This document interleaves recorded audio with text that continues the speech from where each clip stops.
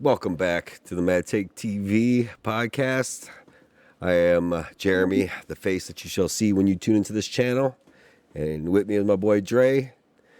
And we're here to talk about some more Severance.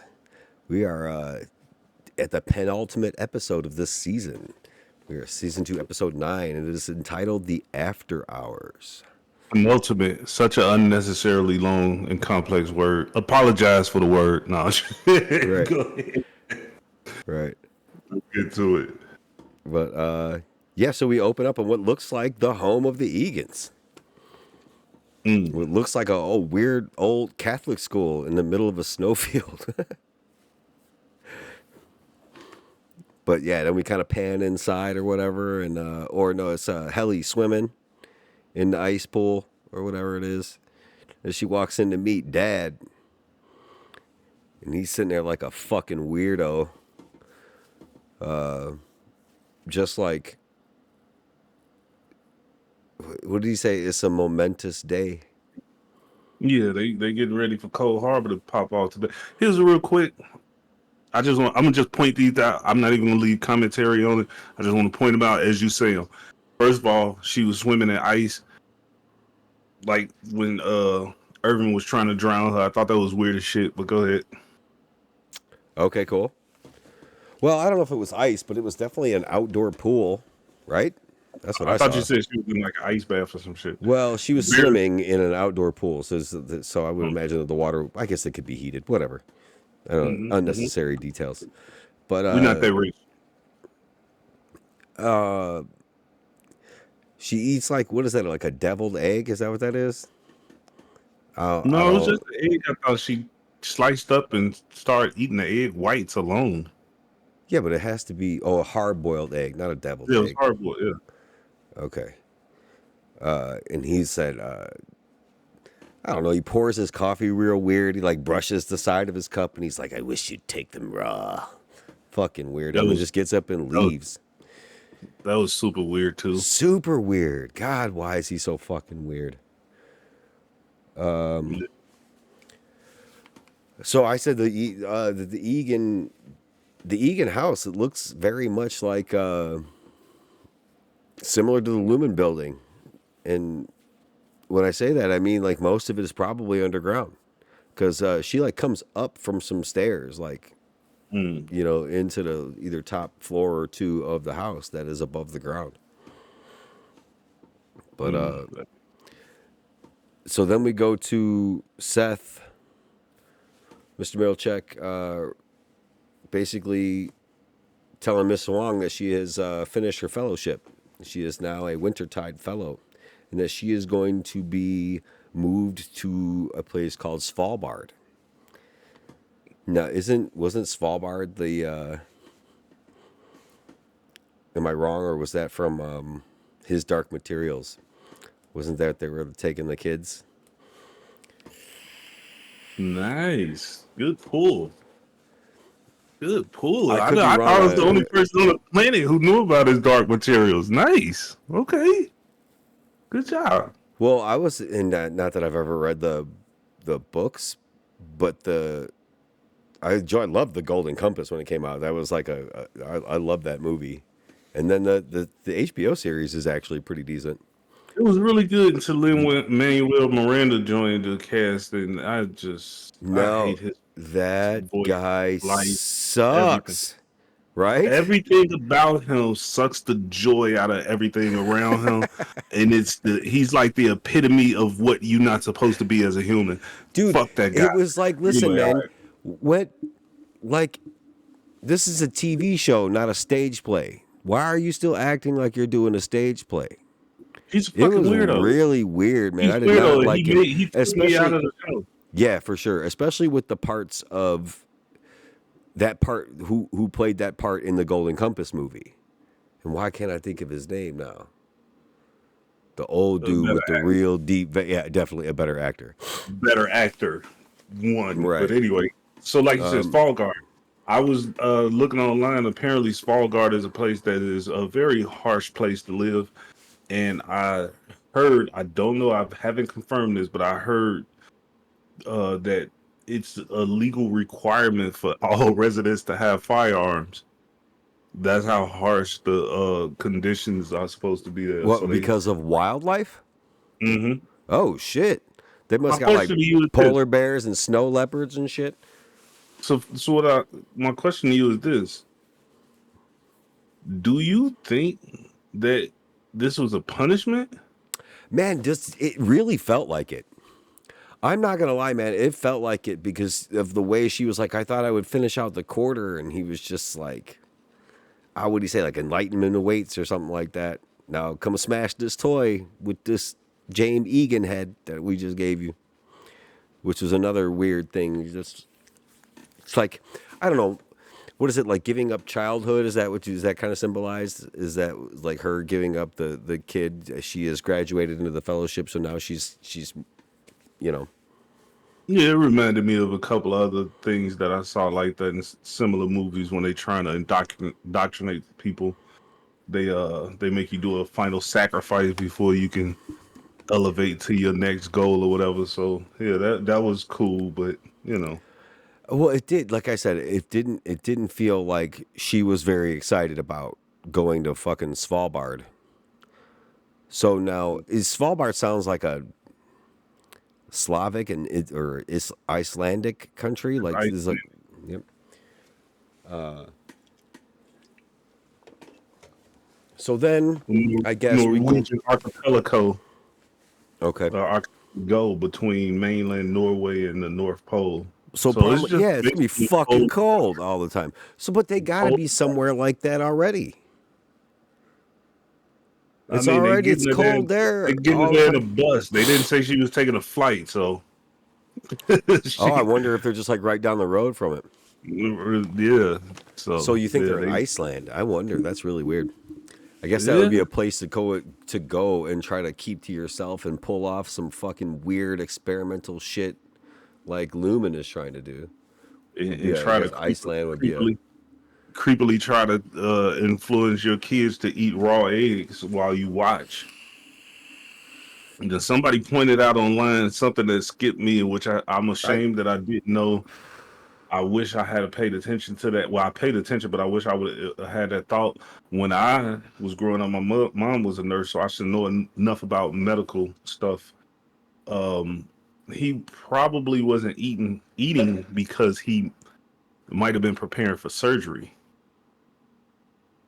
and he wanted, but it still felt unnecessary for him to say, "I just want to watch you eat" or something. You know what I'm saying? Like it was yeah, weird. but and you can almost tell that she didn't like it. No, She no, it almost was like weird she as shit. kind of avoided the yolk and took like one little bite of an egg white and that was it. And then when Mhm. he said something about them raw, she like I won't say angrily, but she definitely set her like silverware down right away after that. And then he gets up Yeah. and leaves. Like, I don't know, man. She's Mm. just she obviously starved for whatever fatherly love that she definitely did not get as a kid with from this fucking creep. Yeah, I think the only thing he loves is his tightly zipped jacket. Well, I mean, we find out there's a line later on that might indicate that he loves something, Well, I mean, but he's like most men with power. So that one was by the books. As soon as that came out, the part I know you're talking about, I was right, like, we'll yeah, get to it later, right? So that then makes sense. we go to Gretchen, and she just can't seem to hold it in anymore. Gretchen is Dylan's wife, if you didn't catch the name. Hmm. But she goes on ahead and tells him what happened with the innie, with innie Dylan. And I like his reaction to it because he's like, this is all kinds of dimensions of fucked up. Like, but his the I outside. like Go ahead. no, I like that she told him because once again, this show subverts my expectations. I thought that it would be something that would be dragged on. He would find out some way. She Find told him out rather than her telling him the truth. right instead of her telling. She told him right away, like, "Hey, look, I'm feeling guilty about this, but And as the argument, I'm just paraphrasing, as the argument is going back and forth, he's pissed off about it, which I didn't really think he would get. I really don't see the reason to get that mad about it, but um she was explaining like he reminds me, basically pouring her heart out like, look, he Ye- reminds me of the reason why I'm with you in the first place. right, and Like, that's we've been basically saying giving that him an kind of out. same Like, thing. dude, just go back to being that guy. Like, go back to being that guy. And but And it's hard to do that. she didn't fit in, like, right, okay, fine, it's a different person technically, but she didn't kiss a different body. It was in a, I Right. mean, I don't know. And I can understand from her point of view that it is the person, like, she sees that younger, innocent, more driven version of himself that she fell in love with and married.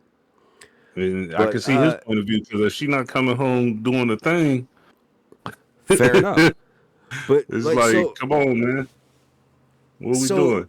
I just I and you get this sense of it from some of the other Audi conversations too, when it's directed towards the innies, is this sense of like they don't fucking matter at all.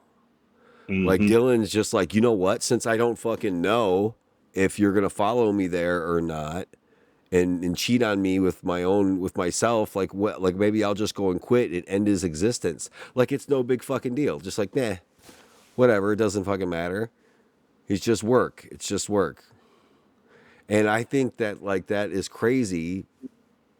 Thinking of the conversations that we had with Bert and Fields and stuff earlier in the season about Innies being a completely separate soul. So Yeah, I I don't know, just find mean, it really I interesting. don't really. I guess it's cool for the audience to kind of debate it. I guess, but the way it's being presented, I guess the people in the show kind of really fully buy into that whole mentality that this is a separate person. It's weird for me to Well, think some about it. people So do and I'll just some people don't. Like it feels like Dylan, like at Audi, Dylan doesn't fucking buy into that. It's just work. It right. doesn't fucking matter. Dylan, for him, Dylan is like, that's a whole nother person. You cheating on me. You know what I mean? So Well, for me, yeah, I'm like, yeah, I guess I'll just take it for what the show is giving me. To me, I felt like it was a bit of an overreaction, but I can't honestly say how I would feel in that same position. it's So so bananas that some of yeah, they're it's a taking this weird thing to idea even of have. being of like Like, separating your work and home life. They're taking it to the absolute limits, and it's fantastic. Yeah. So then we go to Irving, and he kind of is like walking in his door, and his weird old dog is sitting there, obviously looking at somebody, and he like walks around the corner, and Bert's sitting there looking at all the notes that hey, Irv's Bert. been taking. So it made me wonder, like in the way in the notes he read, he said something about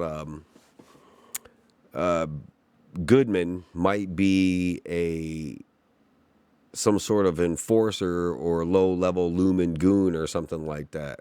And he Right. kind of laughed. He's like, "We would never talk like that. With Lumen, it's very specific language." Yeah. And Now here's my problem with that line of dialogue. What my ear heard was what you said. But what I heard on the other side in my conscience was that it felt like he was letting him know that me and you never talked like that when we was on the inside.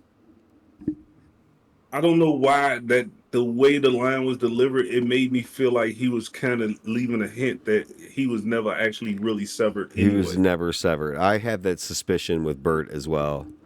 Yeah. That he was just trying to get away. Do you think he was some sort of like Doug Grainer type at one point, where he did the same kind of like work, whatever that Doug Grainer did? I could see him in that role. You know, where you remember when she like tried to go through the elevator in the season one, and it was just this big scary dude's face coming, and he's just like, "Come with me." Like it's just Yeah, he's like I could see it would make sense to always have somebody in each department looking over everybody else, sort of like a heli. But I don't really. I or guess like you a can't really say that Drummond. because we know heli was actually severed. But yeah, it was weird. I don't know, something about that line delivery. Like I said, just that specifically, it just felt like he was almost very coyly saying, "Yeah, we didn't talk like that." You know what I'm saying? Like it was weird. It's just a weird thing. And also, No, how would I he get know how to talk? Because technically, all he would do is fill out an application, get the job, take the role, and he don't know what we do inside the that's building it. as a. So yeah, even when I even like give him the benefit of the doubt, it's still a weird thing to say. Well, and like even with the discussions with Fields and Irv and them, like it was kind of danced around that he'd worked at Lumen before Severance, Right. so he's been with the company a Also, long time. aren't those the notes that Drummond was in his house looking through? Yeah, yeah. Yeah. So I think that Drummond found them, and then of course alerted his higher ups, and they sent Bert, or Bert somehow heard through the grapevine that he was going to, they were going to get rid of Irv somehow or another. And I don't know, Right. man. I got like he was he's just like, man, why don't you take a ride with me? Let's go take a ride. It's just like, Yeah, oh and see, I shit. don't like that. I don't like that. Let's go take a ride. That's like classic mafioso type. Like, let's go for a ride type shit. Like, that's what I felt like. Like, and they even, I guess they knew that they like without just skipping ahead a little bit, but they knew that that's what it felt like because he even alluded to that in the car when he pretty much said it like in the movie, like this, like when you go and take somebody out for a ride or whatever and pretty much Yeah. kill him. Well, he so in that car ride later on, he does say that I never hurt anybody. I just take them to a place, and he's like, "Well, is that what you're doing here?" And he essentially Yeah. was, but I don't know. So the But next, never hurt anybody. Why would you say that though? This is what I'm saying. Everything he's saying is like no, a clue. this is cope. This is copium. This is him coping with the things that he has done, and he knows what it was done after they were dropped off or whatever the fuck it is. Even if he never actually hurt anybody, he delivered those people to their fate. And I don't know that if you are conscious or if you are aware of what's going to happen to this person when you drop them off at their location, that doesn't make you that you're an accomplice. You're right. Yeah, I mean, at the point at which you never see them come back, you might kind of start to clue in on what it is that's happening. So Right. I yeah, mean, he might not be fully aware of what's going on, but like, so I guess that's a level of plausible deniability. You know, to say I don't know, they left, they never came back, they weren't necessarily killed, but maybe they were just sent somewhere. But I mean, this show hasn't done a lot of killing. Still, the only person that really has died on the show has been Petey, right?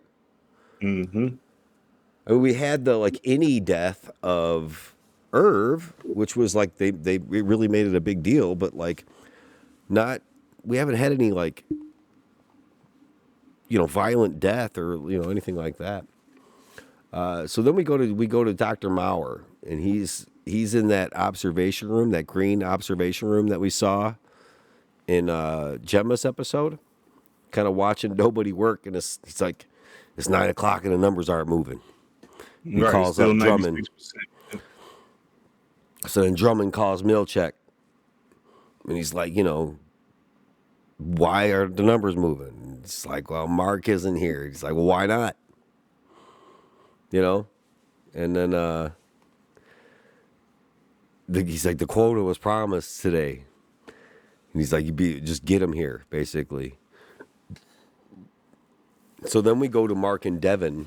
They're in the car, obviously on their way to meet Bill. Miss Cobell. And Mark he's not behind it. He does not like it. He thinks it's a bad idea. He says, we told her everything and she told us nothing. And what does Devin say to him? I actually laughed out loud again with this dark comedy shit sometimes, man. She was like, oh, wait, the wind's whistling through the hole in your head. I couldn't fucking hear you. Oh, my God. Like, that shit made me laugh out loud. And Yeah. so, oh, wait, I lost my place.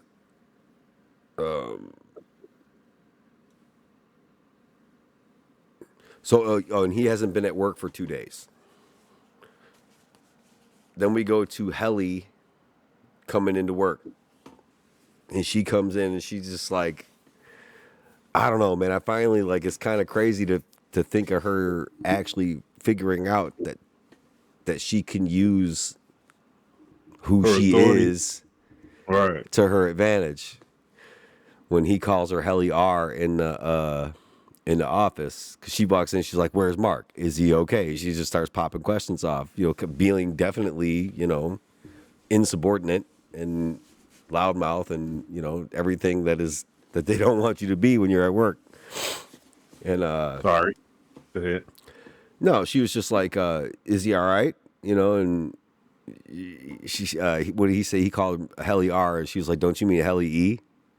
Right, And it's just like, all right, no shit. Okay, so she knows who she is. Now she can use that because she knows basically that they can't really do anything to her, right? right. But I like this scene for multiple reasons. One, because she's coming into her own authority as an any. She's like, look, Yeah. I'm an Egan. You got to listen to me to some degree. I run this company. I own this company. But at the same time, that scene also included Milchick's beginning of him kind of flexing his authority. He's like, look here, bitch. Right. I Uh, work for your Audi. You work for me. You know what I'm in saying? It's here, like, right? Yeah. get the fuck out of here. We're not gonna keep playing with old Milchick. I'm tired of trying to play with you people. I've been nice. And then she got the last laugh by slamming the door when he said leave it open. Leave it open. It was so good. Another part. I wrote my note. It says Heliar is going to use her eganness to her advantage at work. So then we go to, and I know I'm hoping there'll be a lot more to talk about in the next episode. I have my notes, and I guess I really Oh, didn't it's have a whole guaranteed. lot of. Yeah, but so we go to Gretchen with Dylan G at work now, bro. Like I see you shaking your head right now, and yeah, that was brutal It's and fucked up. pathetic. And he proposed to her with a paper ring, bro. That's all. He gave her everything he had, and then he let her know, I don't have nothing. But what was he? What was the He said, paper thing? my life started when you got here." Oh God. Yeah, he was pouring it all on, man. Oh, and And then her like, "Oh, but you have so much going for you here." It's just like, oh God, oh God, he's like, like I don't have shit but this and you. so hurtful, man. And the Now, way he but screamed when she left, the oh my scream, God. the scream, I feel like vocally that's what the actor was able to pull off, so it was unintentionally funny. But that shit, now you laughed at Devin, I laughed at that. That Oh, I scream was so, laughed. It was brutal. that It scream was was so brutal. funny 'cause he was serious, but it was Right, like, it's like, right. come on, bro, don't do Well, it. and if you watched the after thing, the after credits thing, he even said like he was like, I was asked to do something on screen that I've never been asked to do before. Mm, So like that was that like him acting that on screen, like because I imagine that he's more of a comedic dude usually, mm, when he's asked for a role or whatever, and this is out of his comfort zone. I think he's absolutely killed it in this show. listen, dramatically, there was absolutely nothing wrong with the scene. It's No, no, just no, no, no. he gave the exact type of energy that you want somebody to give in that situation. He felt desperate. He felt like he was helplessly in love, and he felt like this was, if this don't work, I have It's nothing. the Like it was bad. It was bad. That shit kind of almost. I was like, ah, that's fucked up. You know, I It felt bad for was. him. I did feel bad for him. See, but it takes me back to a couple of episodes of ours ago when we discussed that. I think it was the episode, maybe even like episode 2 or 3, whenever Helly R and Mark hooked up in the office when they snuck around and got under the plastic of the desks and shit like that. And I mentioned that the innies behave like teenagers in Exactly. school. His Mm-hmm. reaction was a fucking teenager in love reaction. Mm-hmm. Gretchen, don't leave me. Like the paper And ring, everything. when Like she it's said she was breaking up with him, he instantly proposed, which I don't think he made that ring on the spot. So he had already planned on that. So think about how fucked up that is for him. He's walking around with this ring, not knowing the next time she's gonna come for a visit, but he knows the next time he sees her, he's gonna ask her to be his wife as an innie or whatever. And for her to show up and say that she can't, cheat on him or cheat on her husband no more with him, this dude was like, man, I've been waiting to see this chick, and now This it's is what over. Yeah, he happens, lost it. He lost it. That was fucked up. dude. But like when when she says that she told him, she's like, I told Dylan, about what happened, basically, and he was like, well, was he You would happy happy for us? that Just, oh shit. was the same. Listen, that was the exact same energy as Mark saying, "You want me to describe what happened?" When Yeah, he was no, talking to Dylan, exactly. it's the Again, same it's energy. that It's just it's dumb as this hell. young Yeah, just teenage complete love, idiot. like you have no fucking idea, and this person that you thought you loved, and for some reason, even though you're only 18, I'm saying that you think you're good, like this is the love of my life. Like it's Just insane to go think back about forever. now at 40, in your 40s, but like this is the mentality of the innies who are basically, I don't know how to say it, like newborns, but born with basic knowledge of things. I don't know. It's They're so adult weird children. how They're adult adult children, children, and they're experiencing things in life at an age that's adult where their children is perfect. experience is in that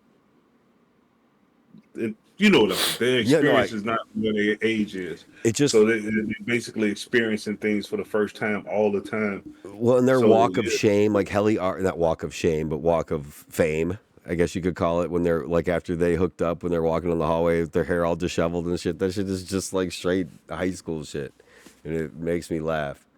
So after that, Helly, Dylan is just moping at work, and Helly's trying to say, listen, like the Audi suck. They think it's all about them.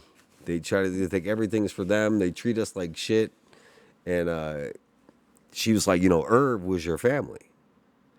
We're your basically your coworker. These people down here that that we're your family. And you, well, she said they convinced you to turn your back on him for an Audi woman you don't even know. And I right. was He just was like, like, "That's my damn, wife." Helly, she's so He was right like, with "That's this. my wife." She was like, "That's not your wife. Right, She is not your wife." right. And At he that was like, point, he had we're locked down here with no family. And she was like, Irv was your family. And then what did he say to her? Something about, if our Audis or innies are supposed to be so different, how come we didn't know that it wasn't you? And she said, right. Irv did. Yeah. And I thought that was a good response to that. I mean, and his response was like, well, Mark didn't, but Mark's an idiot, like in some respects. Like Mark's like, he's clueless. Mark S especially is kind of They was aloof. having a glass half full, half empty argument, Right. and she was trying to talk him off of the edge, but he was ready to go. He didn't care no more. He basically blames her. He's like, it's your fault we're fucking down here. Yeah, it's your fault we even down here. So then we go to Mark Scout with his sister, and they pull in to like, okay, like they're like, oh, it's right here. Oh, you mean the little fucking thing that doesn't even look like a trail or road in the middle of nowhere? You just, oh, okay, it's right here. You would have drove past it. I'm sorry, fuck that. You had to. Oh, here it is. Like, he just pulls right the fuck in, and Mark obviously doesn't. And I get it. He doesn't care for Cobell. He doesn't care for Cobell, but I honestly, I don't know how to say this without. I don't want to shit on the show because I'm loving it, but this is a sour note for me. I do not like his resistance to everything because this is the guy who's literally got a lady who he found on the street drilling holes in his fucking head and playing with implants and you know what I'm saying, like doing shock therapy, whatever the hell Yeah, it Raquel seems a was doing. little, I guess, And inconsistent when all she really did was yeah, just kind of lie to him about who she was. I And mean, yeah, to but the be fair, stranger, the stranger brain doctor can come in and drill holes in the back of my head. It yeah, doesn't. it's like you letting all this other shit happen, and you really fighting for the love of your life, and there's clues that your Well, wife might be alive, and you going all out for this shit. You can not trust Cobell, but you can play it in a different way, and his way of carrying it is a little weird. And I get that they expressing that he doesn't trust her, but like if you're not trusting her to the point yeah, I guess where you arguing her. with everything, like don't even show up at So that he, point. so basically through Ragabi, he would have known or whatever, essentially that Cobell knew Gemma was alive. Right. So that's, I guess, why he would be so mad with her is because she kept that from him. So I guess there would be that level of anger. Yeah. I guess could be justified in a way, but yeah, she really is the only one that can help them at this point. So like, you have to ease up a little bit, my guy. And Yeah, just chill a little bit. well, Also, so then he has his sister as the voice of reason, right, saying she's like, like the really, audience, we like, basically we shut don't up, we have a gotta do this choice. shit. We gotta do this shit. Also, it kind of to me, it just hits home the thing that I was talking about too earlier. Is like I get it as a showrunner. I'm putting Patricia Arquette back in the mix, especially with her story being the person that made the severance process and all that. But the Ragabi thing was like it was weird, and that was weirder to me because theoretically, her not trusting Cobell at all, and that's why she just took off and ran. It felt like it was a little unnecessary. You know what I mean? It felt like she could have did the thing, and they could have did the exact same thing they're doing now and executed to the same extent with just her having done the reintegration process and then leaving. Like I did my part, blah blah blah. Stay off. You know what I'm saying? But the Or whole even like overreaction. even the dynamic between her and Patricia Arquette would have been interesting. Like if It, Ragabi would have it could just have been. reluctantly agreed to go with them. Yeah, you could have got a little bit of Reed Richards and Doctor Doom in a laboratory working together type shit. You know what I'm Yeah, saying? well, and you would think that like if Harmony was the one who kind of invented it, she would have had to have passed that knowledge somehow or Somebody would have another. been using But you knowledge. know Yeah, what? No credit. She can't take credit. So she couldn't can't say at take any point in time, I invented this shit, so listen to me. You know? it. Everybody knew it was James Egan who invented it. So Egan so ain't invent shit. Creepy ways to watch your kids eat breakfast. But anyway, I mean, like this dude, I know he's like he's like the final raid boss, but like some fucking weirdo, man. but So yeah, no. So anyway, no. yep. So they talking to Cobell, and Mark's doing a "I'm an angry teenager and I don't like you" thing, and then Devin kind of squashes that shit. And Yeah, he so did the point out though, to be fair, he did. He had one point. She's still not telling us shit. no, she isn't. She's not revealing any of her cards at this point. So watch now. That part I did agree with. I felt like Cobell in the desperate place that she was in. I feel like right there on the spot, she should have said, "Okay, here's what I know in a nutshell. I know how to get you reintegrated, finish the process, blah Right, blah something. blah. This is what we're gonna do. I can't trust them no more. They trying to kill me." The only thing she gave them basically was like, if they finish the project, she's dead already. It's too late. Was Yeah, basically and like that was all the like the info. worst thing you could say in that Yeah, situation. seriously, Like, exactly. No, no shit. Right. Like you're really trying to blow up whatever potential partnership is right away by saying, "Oh, it's potentially already too late." yeah, But y'all should. You could have saved a lot of gas money. You could have said that shit over the phone. Like I right, wouldn't drove over here. What the fuck was right. that for? So It they was come to weird. the. It was weird. So the plan here is to go to the birthing retreat, have Harmony get them into the birthing retreat, and then speak to Mark S. Right. So that's the plan. She tells him to call off, like call work, call Mr. Milchek and tell him you ain't coming Call in. Milchick back because Milchick had at that Been point started been calling him. calling him, yeah, Yeah. and he does so, but I'm not sure it's the right. Is it right there? No, it wasn't yet. No, Oh no, because okay, at yeah, that we point, switch. Right, you're right. So then we go to Helly finding Irv's note in that little break room. She goes and pulls out the directions to the black hallway. Right? Another creepy, weird scene, but go ahead. Yeah, This but was the that's scene when she was reading a note, no, yeah, right? that's later. No. She finds the note behind the picture in this scene. The creepy scene's later on. Okay. Yeah. I know what you're talking about though. Yeah, where she's actually trying to study it and memorize it. Yeah. Hmm. Right. So she finds the note. In this, it goes into like this montage kind of thing. Oh no, not till afterwards. Okay, listen. I was trying to be brief on my notes, and I guess it didn't help. She finds the note. Dylan basically he's walking down the hallway. He's like, "Fuck this place." So and he's gonna go resign. So this basically leaves Helly alone. Helly R is now like her family, her team is she's by herself, She's trying to figure desperate, this shit but out. let's not skip over the fact that Dylan is committing. I don't know if you, I don't know how you plan on monetizing these things, and I know how Well, sometimes no. you. But you can say you can. There's But other he's words. ended his Self existence. delete. Let's just say Yeah, he's ending he's is in his existence. Yeah. yeah, he don't want to be here no more. He don't see no purpose for any of this. I think in sort of an ironic way, this is his Innie's expression of what his Audi is feeling anyway, which is the only reason why I keep going is for her.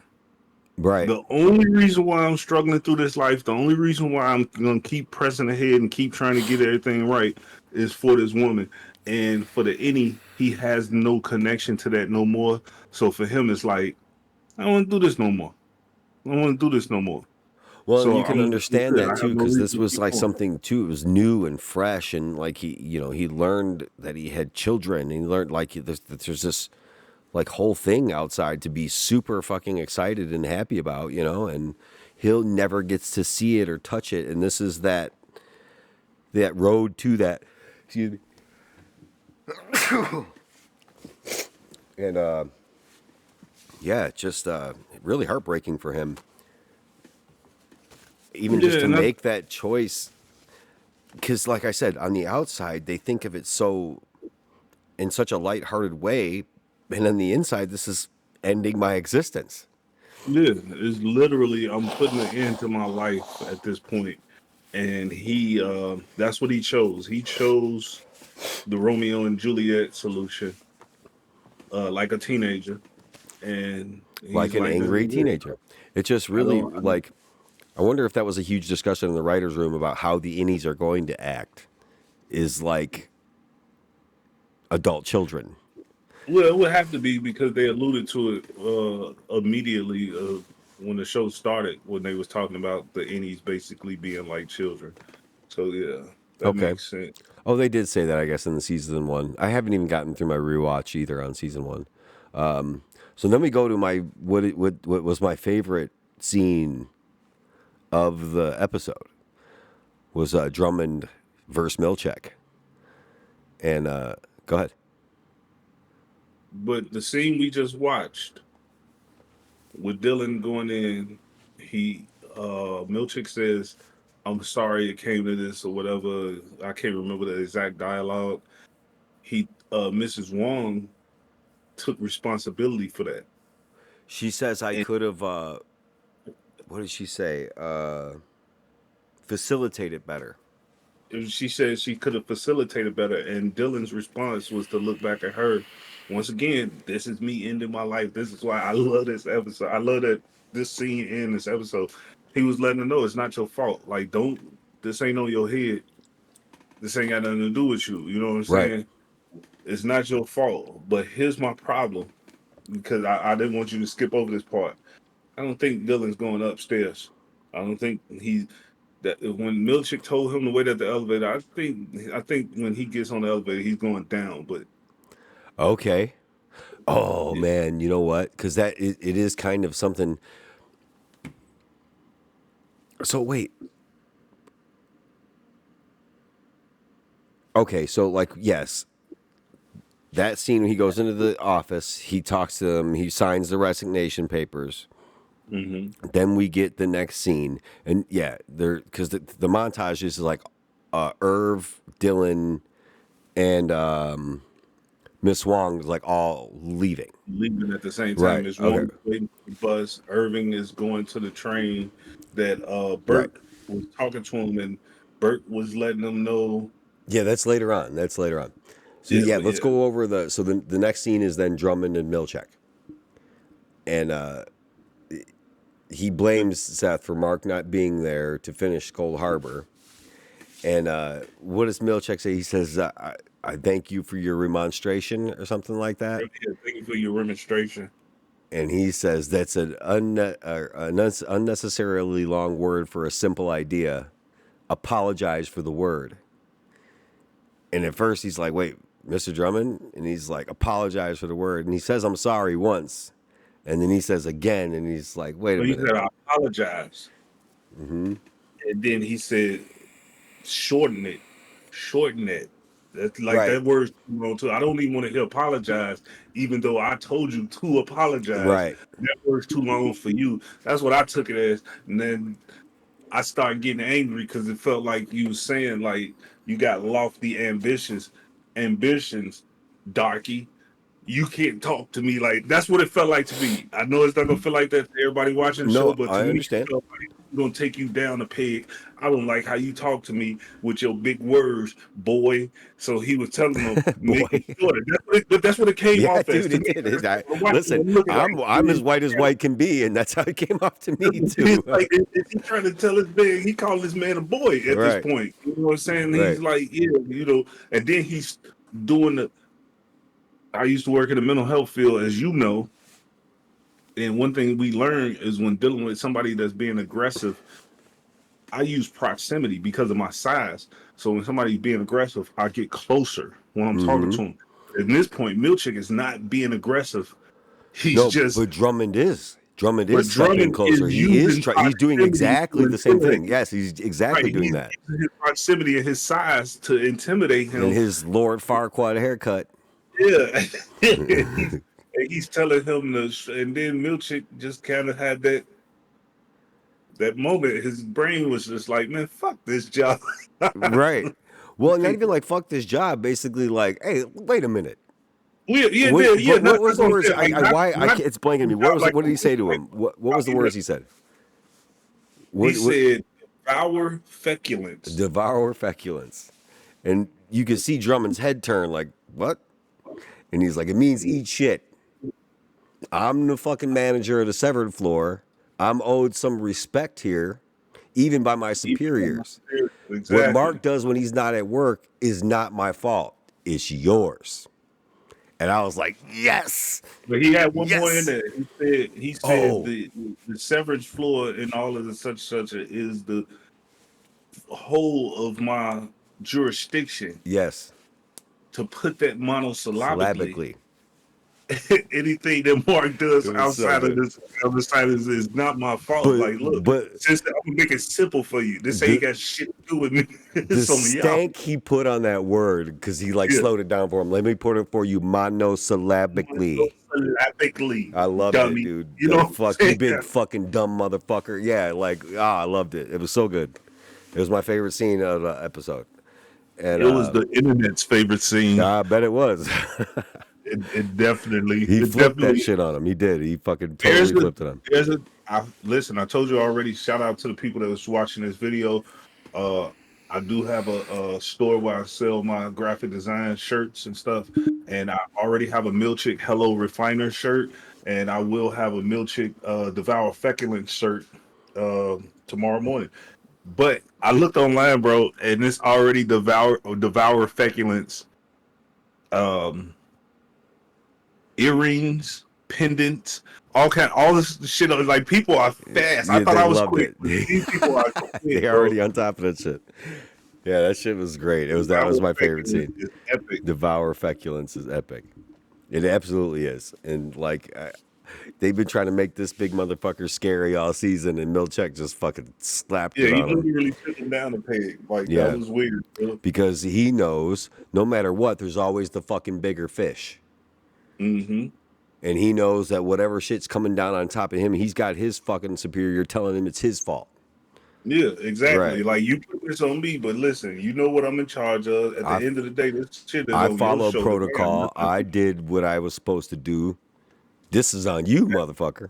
Now, here's what's dope about that. I don't know what the run order is. I think it might cut back to Burt and Irving, but I feel like the next scene The next scene is is Mark calling off. If I'm going in order okay. of my Okay, notes. so the next scene is Milchick in the office. I want to ask you a question. Do you get the vibe that Milchick knows Mark is lying and he doesn't care? Well, I think it also goes back to what he had just fucking told Drummond. Yeah, he might know he's lying, but he's just like, yeah, like, what you're doing outside of this is not my fucking problem. Yeah, just let me know when you He come. said, he said protocol. He said, you should be in Lumen Care. Let me send a car. And he said, no, man, I just needed a day. I'm not sick. Life stuff. Isn't that what Lumen's about? Balance. And Milchek, I want to say he almost started to tear up Right. It looked when like he turned it around hit and him he in the sat on a desk. It hit him. right And he looked at that picture and he almost started to tear up. And then when he spoke again, his voice was a little broken. And he was just like, you're going to give me your word. You're going to be here tomorrow. Yeah, just come in. Just give me a Right. word. You come back. That's all I need. Right. And that's it. And so, yeah, I thought that was interesting. I do think he knew he either knew he was lying. Well, he basically admitted that he was lying. Like Yeah. Mark said, he was lying. He said, I'm not sick. I needed the day. So maybe he believed that in a way. Hmm. But yeah, he hit him where it hurts with that balance line. Almost literally knocked him off his feet. He had to turn around and sit down on the desk and be like, oh Yeah, shit. and plus it was like the same thing with him because he just found his balance. Because it's like, okay, look, I'm gonna be respected here. At the end of the Right. fucking day, too many people have been too comfortable disrespecting me. You disrespected me with the fucking paintings. You disrespected me by not updating the fucking interface on the computer with my name on it. You disrespected me by sending me this fucking kid in here to be my number two. You keep disrespecting me Yeah. because you basically showed With the me whole that how performance you feel review about and me. the little nitpicky shit that they fucking gave him for that. Yeah, You and put the then paper clips in everything the we wrong did was fucking so place. You used two disrespectful. big words. It is. Dude, you literally like I was the number two to Cobell, the person who invented this whole shit. I was I'm the going. number two, I am and you operating, replaced but my I am job with a operating under the child. assumption that nobody That's knows crazy. that. That Hmm? that's the secret. Nobody knows is that she was the No, inventor. I'm just saying, but Yep. just saying Cobell is running the severed floor, and Right. I'm the number two, and you replace my position with a child. Like you, everything about what you've done since I've taken over this position has shown me a lack of respect. And it's Okay. like, yeah, What if Milchek started though there as that? Do you think he was transferred there as an adult, or do you think he started there at the same age as like Huang did? Or do you he think he does did a not. fellowship somewhere and then was placed as the number two? It doesn't seem to me the character doesn't feel like a zealot or somebody that's like a super true believer, more so than a convert that's like freshly converted into this thing. Like if anybody that knows religious people, is something there's a different demeanor you get from people that's raised in a religion, and it's like their whole personality, and then that person who's a fresh convert when they're like an adult and they've been through some shit and they feel like this religion has saved their life. The people that that are converted, they almost seem like fanatical about it. You know what I mean? But they can be talked to. The people that's raised in that type of shit, you can never even like those people have to go on a journey. They call it deconstruction, but those people have to go on a long journey of self-discovery to kind of get out of that way of thinking. But the converts, you can just talk to those people. Generally, they Fair can see enough. things because they have enough life experience before that religion where they can, kind of piece things together and they like, okay, some of this is kind of fucking crazy. So, So but didn't he say he was one he had received the Wintertide Fellowship? I can't I don't want to be inaccurate, so I don't want to say that he did or didn't. So, I but I'm don't assuming that if he was a Wintertide Fellowship, that he has been in since he was her age. I thought he said he was in charge of it, but could be. Well, he was in. Okay, you're right. I guess I don't remember him specifically saying that he was in charge or that he was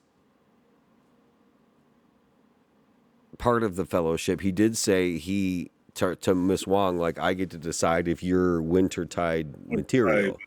right. Okay, so yeah, I guess I'd have to look that up to find out whether or not. All the wintertide people, women or young girls. That's an interesting question. Yeah, that's Yeah, so that. I guess that if so if anybody's listening or watching this, if you know or have a specific instance in which Milchek says he had received the Wintertide Fellowship, Yeah, it'd be interesting to know, because that's kind of like I liked everything you said about him not being a zealot and being a new convert, but like that goes against, if he was a fellowship, then he would have been in since he was so young and raised by them essentially as Cobell was. But no, I do get the feeling that you're more correct.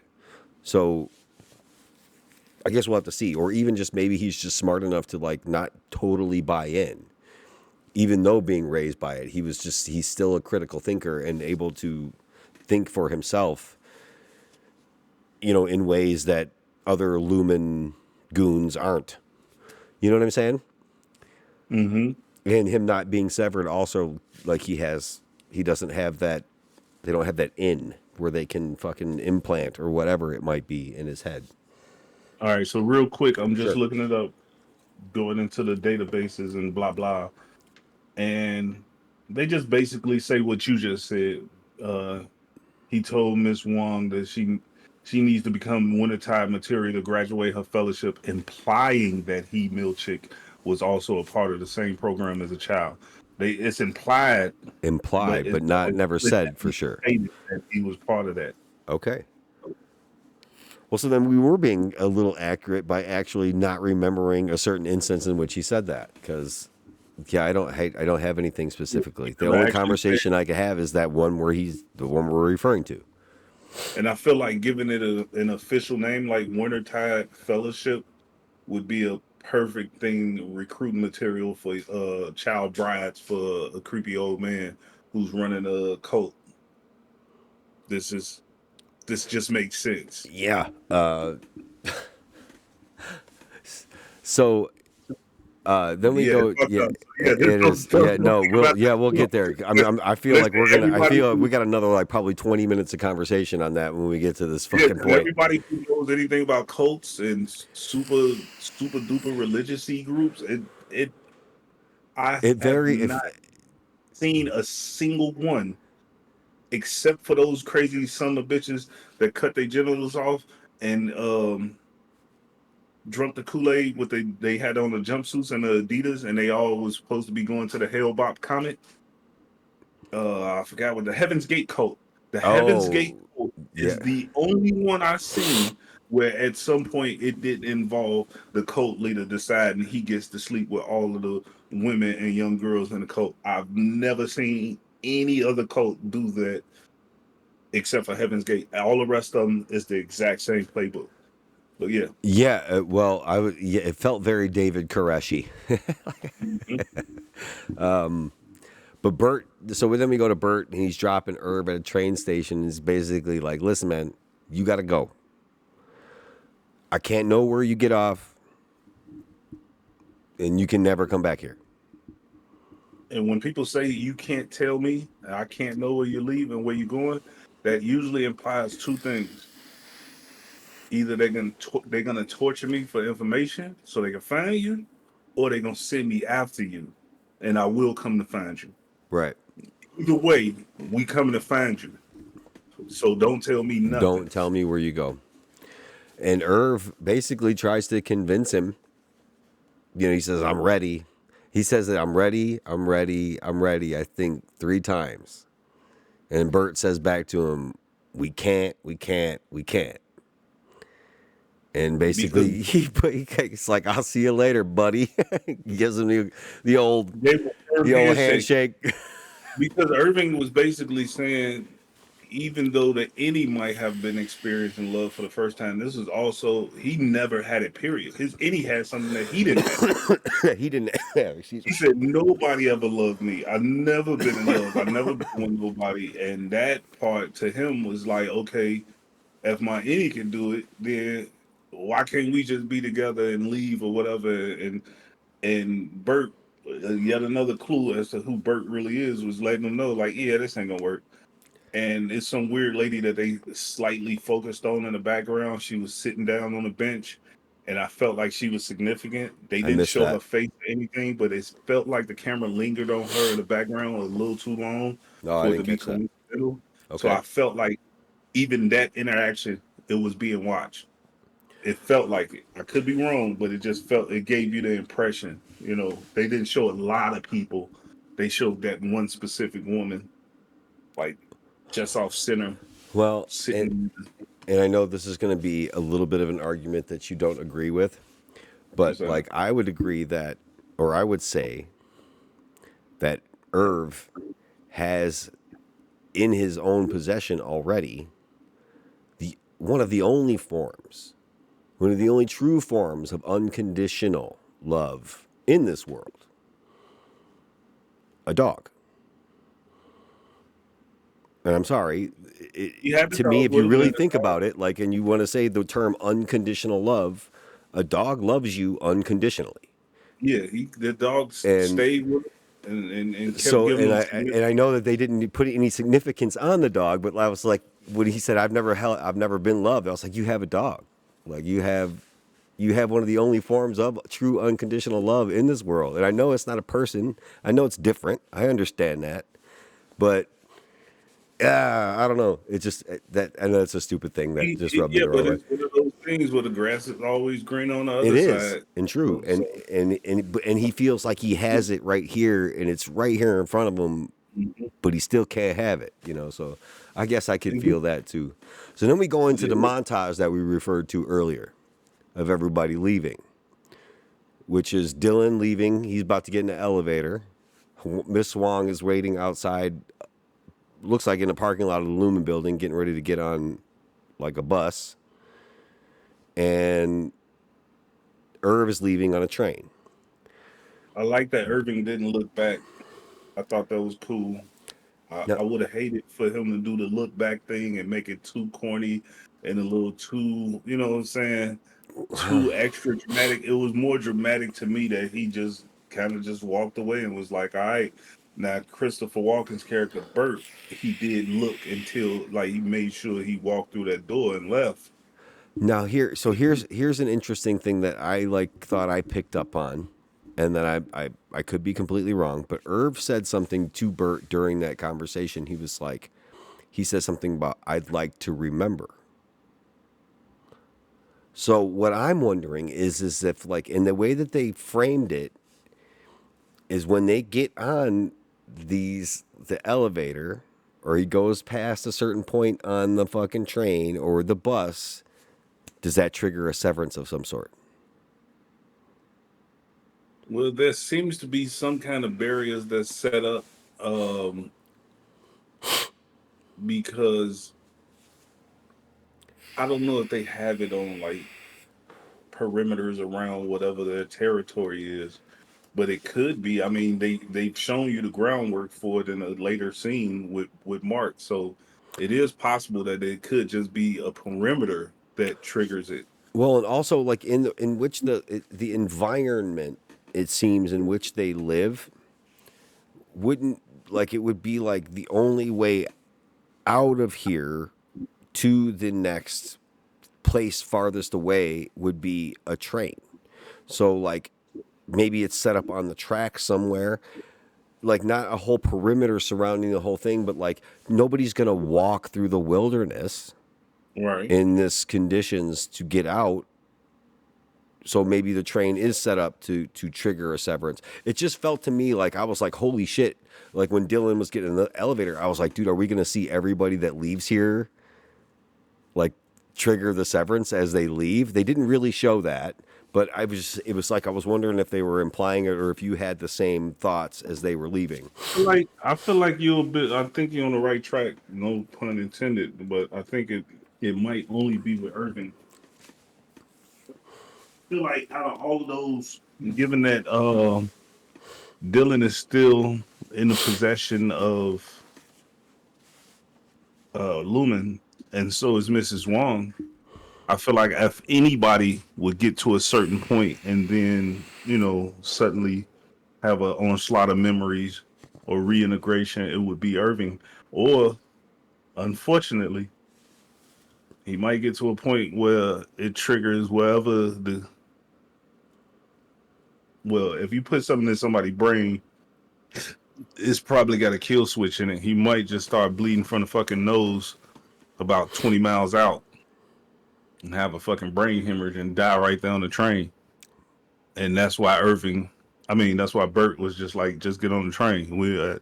Don't matter where you go, don't tell me where you're going, blah, blah, blah, to kind of Oh, that would be get you on the so train. fucking brutal, man. Yeah. That'd I be mean, like, yeah, he's a like, bit of a scamp, as he said. He's he's a shisty individual. and still loyal to Lumen through and through at that point, you know, when we see, and we've seen instances of that, like the old lady Sissy and that are like deathly loyal to Lumen. Mm-hmm. So yeah, that could be, oh man, that's a thought right there where like, I want to go back to this real quick because sure, go for it. we didn't discuss this one thing, and I was thinking about it. We're almost at the end of the episode and we're just over an hour. So yeah, go for it. We Yeah. got more So talking to do. no, we talked about the Christian church, the Catholic Church, integrating Lumen's any policy into The belief the system. Catholicism or whatever Sure. they felt that these are individuals with souls. Here's the thing: Lumen and the Any and the Audi and all that other shit, all of this stuff that has anything to do with Lumen is another religion. It's I not implied. They're literally talking about when you die, you go to be with Kier. yeah, That's a religion. that's a religion. So how do they justify the church? You know what I mean? Because Just like, being okay, around it all. how did the church justify even agreeing with anything that comes out of Lumen? Because if I'm telling you, okay, when you die, you go to the Christian God, you go to Because Abraham's okay. bosom, you go to be with Jesus, you go to be with God, but also you can go to be with Egan too. Like that's go to be with Kier. Like that's weird. You know what I'm It saying? is Like how do weird. you even? But what is the church, what is the church run by? Human beings. Yeah, Human beings are easily swayed money by talk. money, by influence, by power, by whatever it might be. And Lumen seems to be the absolute in this particular area. So like then what if you want to continue to operate here, then It would, then this is what you're going to tell people. it would be phenomenal to have a scene inside one of the Catholic church when they was doing like mass or something, and then you see like the little cracker and it got like the lumen symbol in the middle of the Oh crowd. shit. See, and that's not that You're far like off. that's Why? insane. That's That would be absolutely insane. insane. Right. So then we get an arrival basically in the black hallway. That that montage basically ends with bing in the elevator lighting up, and this is where we get our super creepy scene that we had mentioned earlier, where Helly is in her, and I'm assuming that the arrival in the black elevator is James Egan. That's he was coming up to the separate floor to go creepily stand behind his daughter. So he sneaks up on her while she's trying to memorize. She's trying to memorize the note, the left turn, right turn. She's trying to beat it into her head so she doesn't get caught with the Right. note. And he sneaks up behind her and he says, what he says, "You tricked me, my Helly." And she like turns around and she's like, "What the fuck?" Right. Who the fuck are you? Right. So that's the end of that. And then so Wait, did then we she go. say who the fuck are you? Am I tripping? No, she just said, "What the fuck?"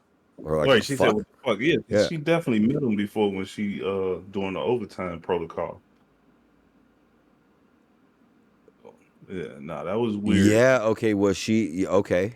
During the OTC in season one, she was in the bathroom and met him, didn't she? Yeah, I met him then, and he was being a weirdo then. So that was just her, like, what the? I don't think she said, "Who the fuck are you?" I think she just said, "What the fuck?" Like, "You fucking weirdo." Like, get Helly's reaction to that type of shit. And so then we go to Cobell, and they're sneaking Mark into the birthing the birthing retreat. So they pull up at the security station. Mark is in the back of the pickup truck covered up. And Devin pretends to be pregnant. And what she says is it's one of James. No one needs to know. And the lady security guard is just like, oh, okay. All right, on with it. Yeah, Go on with it. Like this is a we thing don't that have happens anybody on the all the manifest right time. now. What the fuck? So It's a like common that to me occurrence. is just like a whole nother world of what the fuck. With the entrance into the birthing retreat was just like, what in the world? So this has And the obviously birthing, happened enough times for it to be a common fucking occurrence, and the right? birthing retreat being the birthing retreat literally is only there for one reason for birthing. So if she's like, yeah, that's what. How many kids does he have out there? How many times is he impregnating women? Is this something that he's doing for the experiment? Is this something he doing because that's just what he do? He don't like the pull out game. I don't know what's happening, And but is he it's doing it clear. to innies and then the innies go and have the babies and the outies don't know? Like what the hell? It's so So fucking you fucked touched on in something I was so gonna many say, but dimensions of fucked up, like to use the yeah, line I from just wanted, earlier. but when he said you tricked me when he walked in on Heli, it was something about the way you broke it down when you were saying it. The first thing that popped in my head was he's probably upset because she got pregnant by Mark. I think she might be pregnant Oh, I and think doesn't so know it. too. But I don't think that was their plan. I don't think that was in his plan. And so So you think he was like I trying can't to think like of Game of anything else. Thrones that shit? Is that what you're thinking? Well, I don't know, but I don't know. No, I wouldn't Keep the attribute that bloodlines pure. motivation to it. But I mean, He does that have happens. white hair That and does act happen, weird. yeah. Oh, for fuck's sake. But what I'm saying is, damn, that's horrible. But no, what I'm saying is this. I'm saying I don't. I can't, like I'm racking my brain trying to think of what other motivation he can have to be talking to an any saying you tricked me. What else? What else did she do? Unless he just called her up, like I've been watching the security footage, Oh, and I know what you're trying to do. or maybe he's referring back to the last conversation he would have had with the innie during the OTC protocol. He's only spoken to Helena since then. So this is the next time he's spoken to Helly Oh, R. that makes sense So because now he he's did try to saying come in. He tried to you come in and tricked curse me. her out, but it was his daughter, and he just walked away when he was mad when he called the Fetid what was moppet. yeah, fetid moppet, and then she was like father, and he was like "Ugh," and walked away. He thought he was talking to the innie, so he probably was trying to come with that There confidence. you go. Okay, so that makes a lot of He sense probably, then. yeah, that makes So sense. I so give him you that. just okay, so Uh, I'm glad we worked that out. So him saying you tricked me was basically him just continuing the last Yeah, he conversation. probably was finishing that conversation. Yeah, okay. All right, and then we go into where they bring Mark S in to the birthing retreat. They walk him in the door. You get the severance, and he's like, "Holy shit, where am I? What the fuck's going on?" And he tries to leave. And she's The like, door. I thought he was activated still under that tarp in the back of the truck while he was driving. "No, I thought it was when they walked through the door of the cabin." Huh. I have to rewatch it to Did be he fair. have I some was sort quite. did he have some sort of flashback or something maybe he had like a No, flashback or something I in the felt car. like he was laying under the tarp, and then he just did the thing, and then he woke up and he was sitting in the door, and he's like, "What the hell am I at? Like, how I get here?" And I don't know. It's Maybe the weird. way that they framed it because I thought Mm-hmm. because they treated because when he walked through the door he tried to turn around and leave. She was like, no, don't do that because you'll just walk right Yeah, back in. you'll just walk right back in. But again, they treat him like a teenager. They treat him like a child. Oh, come over here. Come this way. Come sit down. Are you the way that they talk to him with the kid. They treat him with kid gloves. And But he still doesn't trust Cobell, aka what was her other name? Selvig. Selvig. So When they he's walk. She basically walks him in there, and Devin says, "Do you remember the last thing you said to me?" and he said she's alive, and he looks right up at Cobell standing in front of the fire like the fucking devil, and that's where the episode cuts. Shout So out to Patricia Arquette and Stigmata, one of the best horror films of all time. Go ahead, I'm with you. Stigmata was yeah. Her and Nia Long together in a movie can peak. But anyway, I was the perfect age when that came out. But anyway, go ahead. I'm No, I mean, like traveling. that was basically it for the episode. I feel like we're good. Are we going to get to see Mark S talk to Mark Scout in some sort of shape or form in the next episode? Now this is. I have a question, and this is a question for you, and this is a question for the audience, question for the viewers. What was the point of the reintegration if they still had to drive to the birthing retreat to talk to the innie? I'm assuming that Ragabi wasn't finished. Her work Yeah, wasn't done per se. but do you remember in that scene, it was kind of like, okay, we're gonna push through this boundary. Fuck it, I'm gonna just flood your brain. We're gonna burn the chip out, and the Yeah. reintegration is gonna happen over the net. It's not a thing that I have to do. You just have to be still, don't move around, don't damage your head, and the memories will start to come back Yeah, over but the see, next so few days or whatever. so Even though technically it's been what, a day and a half, so so what I'm gathering though from what reintegration is supposed to be is just the two separate people coming together and remembering everything, right? yeah, I just Like figured it'd be you just becoming a whole person again. You remember what you do in the building, and then any remember what you do on the outside. So on the you just outside. be a person. So so then I'm assuming that the reintegration didn't work or hasn't fully taken hold yet. And maybe now that he's with somebody who knows the process, she might be able to push that through in a way. Okay. Being Cobell being the inventor of it or whatever, or the brains behind it, she might be able to finish the reintegration in a way. I think they're giving us the idea that she can, because when Devin told her on the phone that Mark was trying to do reintegration, she didn't say like that's impossible and no shit like that.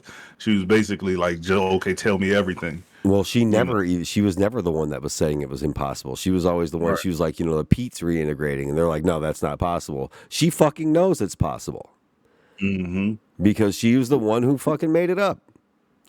So she knows the reversal to it, which I think that'll be interesting to see. And like, what does a full reintegrated person look like? I'm actually really interested to see if that happens successfully. You know? We have one more episode, I think, this season, and it's called Cold Harbor. Yeah, that's the What do finale. you think? Obviously, it's got to do with Cold Harbor and the file being finished.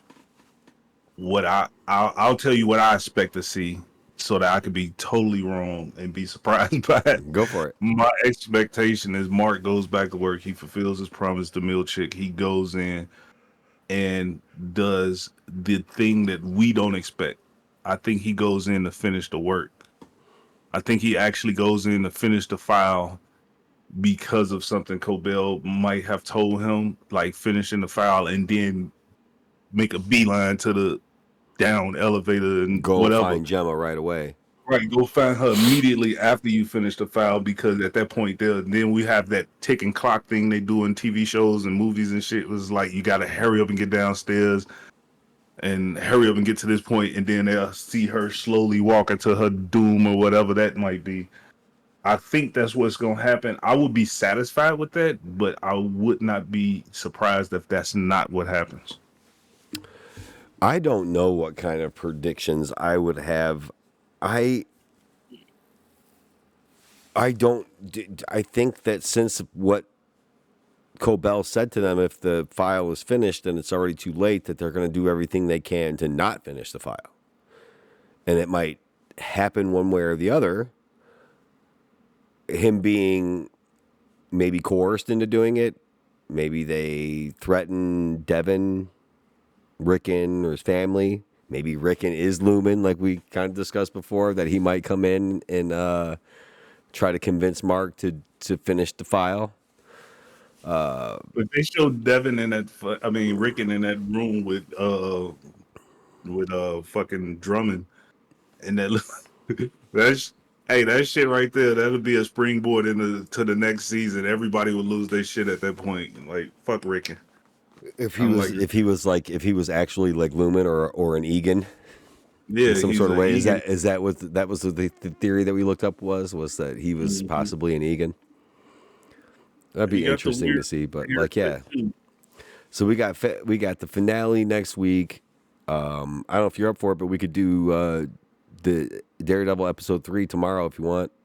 If you ain't doing shit, Yeah, that's cool. we could That's knock cool. that out, and then yeah, we got the finale next week. That Daredevil episode was really good, and we could talk about Daredevil that gave us procedural courtroom drama that was actually intriguing to watch, in the and I middle of a appreciate. superhero show. And yes, I Yeah, I was appreciated it. It me was too, good. me too. I really enjoyed that episode. So yeah, we'll talk about that. Maybe we'll do that tomorrow. So check back for that, guys. Other than that, man, I don't really have anything else, but I'm looking forward to the finale, and we will see you all next week. When that drops, Dude, we'll be here to discuss it and hopefully discuss it with all of you. So hit that like, comment, subscribe, hit that bell notification. I am going to uncheck that fucking box because there was a significant decrease in views on our last video by checking that box. So if you want to be notified when we go on, make sure you hit that bell icon and you'll be notified either way. Otherwise, it might not show up in your feed. So I looked it up and did some more research into that. And they said if you're just starting out, definitely uncheck that box. You want to push okay. your thing out to as many new eyes as you can. Yeah, So and now also for the folks that's watching, when you finish this, if you liked our discussion, go to the channel and look back at some of the earlier episodes when we discussed Severance and as well as Daredevil. I think we talked about the first two episodes yeah, already. hmm So yeah, go back and take a look and look at our track record, and you'll see we getting some stuff right, and we got I some. think we have. I think we've been on track with quite a few things this season in Severance and even in Daredevil. So, Yeah. but yeah, So all yeah, right. Well, so go check ahead and back with check us, that and out. we'll see you. We'll see you on the next one. Deuces. Peace out.